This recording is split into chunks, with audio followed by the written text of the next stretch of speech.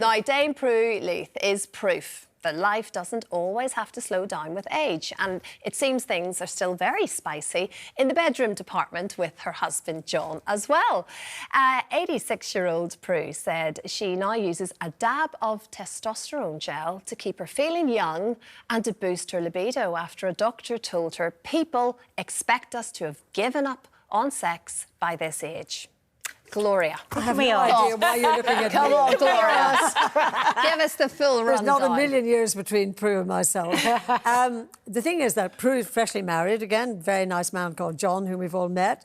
And all I can say is, well done you, Prue, because the thing is, from my point of view, if I win the competition, maybe I'd spend some of the money on that hormone replacement that she's on. Who knows? But actually, having had 30 fabulous years with the lovely Stephen, I have to say I'm not looking for that at the moment. And the thought, I'm going to be honest with you actually, the thought of stripping my clothes off and jumping into bed with a new man, honestly, forget it.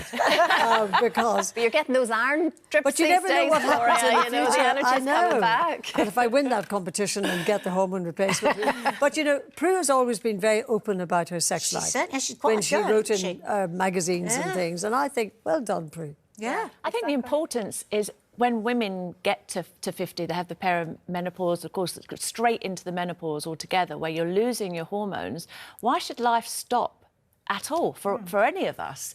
So, like, the idea that we're getting hormone... A lot of the world still thinks once we're not producing babies, we have no we don't worth. need it. But, of course, testosterone is unfortunately one of the hormones that the NHS won't provide for you. They provide the oestrogen and the progesterone, so you have to buy the testosterone privately, which is extremely expensive. Is that what you do? Well, that is what I do, because I want to feel virile. I want to feel not... Do you want to feel as virile as your 81-year-old husband? Well, no one can beat him. I mean, there's 80 and there's 80, isn't there? There's a can't get out of the bed, and then there's going touring around the world. So he'd agree with Prue. Exactly. But the thing is, you want to feel relevant. You want to feel... I was going to say Randy. That as well.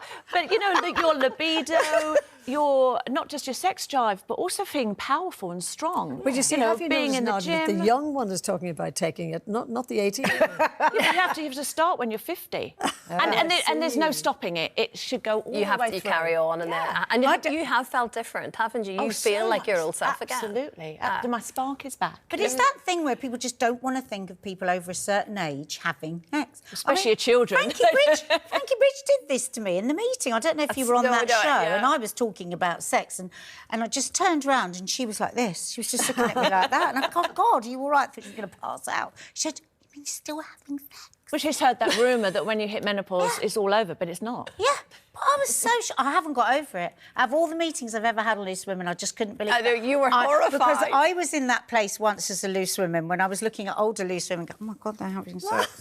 And yet here I am. But is this a conversation that you would have with your daughters? I mean, I know you are all very, very open and you talk about everything, but is that something that would make your children a little bit squeamish? Well, I don't go into details, but I don't want them to think I'm a I don't want them to think I'm a non-sexual being. Yes. You know, so they were very... You know, when they first learned... I mean, I remember when Maddie had her first Birds and the Bees lesson at school, and we came home and we didn't know she'd have that lesson, looking for her everywhere, calling for her. She didn't answer. Went up to her bedroom. She sat on the bed as white as a sheet. I was like, are you all right? She goes, no, I've had that. Said, hey, talk.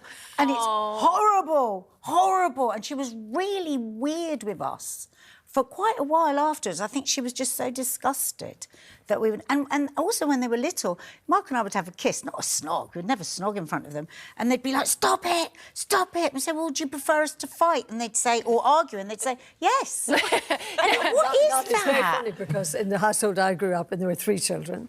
And my sister was 7 years older than me, my brother 7 years younger.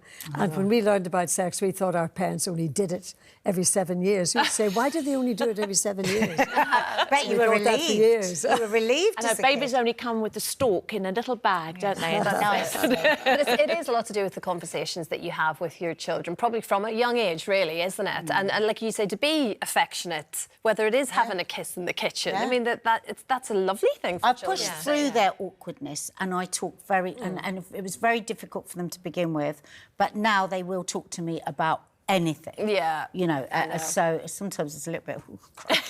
Do I need that We much? talked in the programme a lot about what you need in an older relationship, because it's, you know, when you're young, it's all what does he drive, you know, what's the sex like, etc.